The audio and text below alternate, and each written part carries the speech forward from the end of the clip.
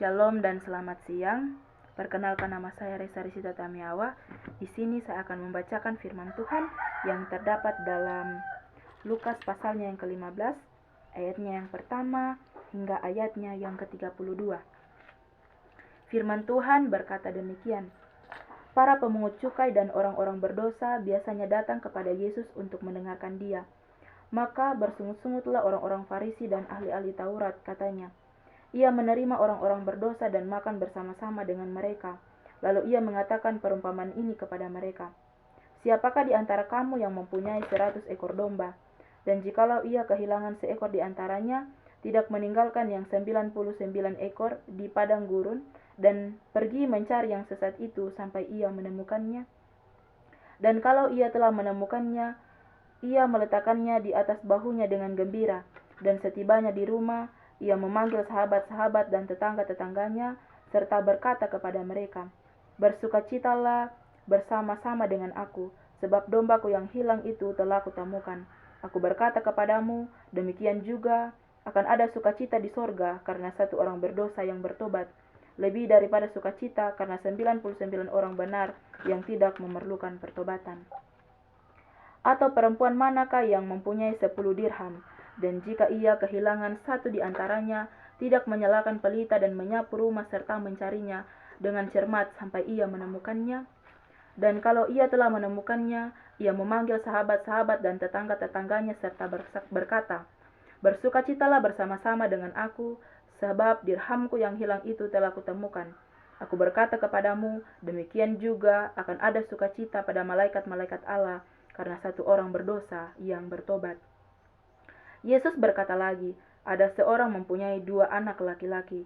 Kata yang bungsu kepada ayahnya, "Bapa, berikanlah kepadaku bagian harta milik kita yang menjadi hakku." Lalu ayahnya membagi-bagikan harta kekayaan itu di antara mereka. Beberapa hari kemudian, anak bungsu itu menjual seluruh bagiannya itu, lalu pergi ke negeri yang jauh.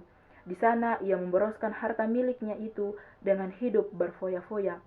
Setelah dihabiskannya semuanya, timbullah bencana kelaparan di dalam negeri itu, dan ia pun mulai melarat. Lalu ia pergi dan bekerja pada seorang majikan di negeri itu. Orang itu menyuruhnya ke ladang untuk menjaga babinya. Lalu ia ingin mengisi perutnya dengan ampas yang menjadi makanan babi itu, tetapi tidak seorang pun yang memberikannya kepadanya. Lalu ia menyadari keadaannya, katanya, "Betapa banyaknya orang upahan Bapakku yang berlimpah-limpah makanannya, tetapi aku di sini mati kelaparan. Aku akan bangkit dan pergi kepada Bapakku dan berkata kepadanya, Bapa, aku telah berdosa terhadap sorga dan terhadap Bapa. Aku tidak layak lagi disebut anak Bapa. Jadikanlah aku sebagai salah seorang upahan Bapa." Maka bangkitlah ia dan pergilah kepada bapaknya. Ketika ia masih jauh, ayahnya telah melihatnya, lalu tergelaklah hatinya oleh belas kasihan. Ayahnya itu berlari, mendapatkan dia, lalu merangkul dan mencium dia. Kata anak itu kepadanya, "Bapa, aku telah berdosa terhadap sorga dan terhadap Bapa. Aku tidak layak lagi disebut anak Bapa." Tetapi ayah itu berkata kepada hamba-hambanya, "Lekaslah bawa kemari jubah yang terbaik, pakaikanlah itu kepadanya, dan kenakanlah cincin pada jarinya dan sepatu pada kakinya. Dan ambillah anak lembu tambun itu, sembelilah dia, dan marilah kita makan dan bersukacita. Sebab anakku ini telah mati dan menjadi hidup kembali, ia telah hilang dan didapat kembali." Maka mulailah mereka bersukaria. Tetapi anaknya yang sulung berada di ladang, dan ketika ia pulang dan dekat ke rumah, ia mendengar bunyi seruling dan nyanyian tari-tarian.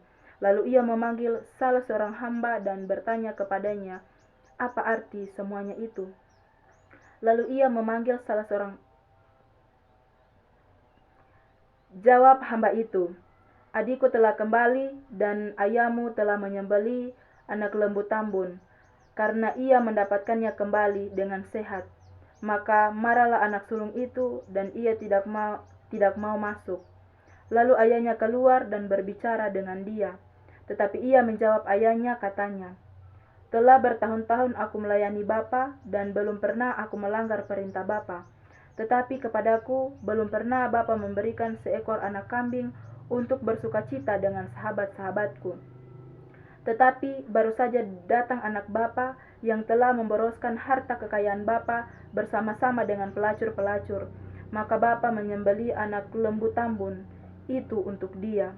Kata ayahnya kepadanya, "Anakku, engkau selalu bersama-sama dengan aku, dan segala kepunyaanku adalah kepunyaanmu.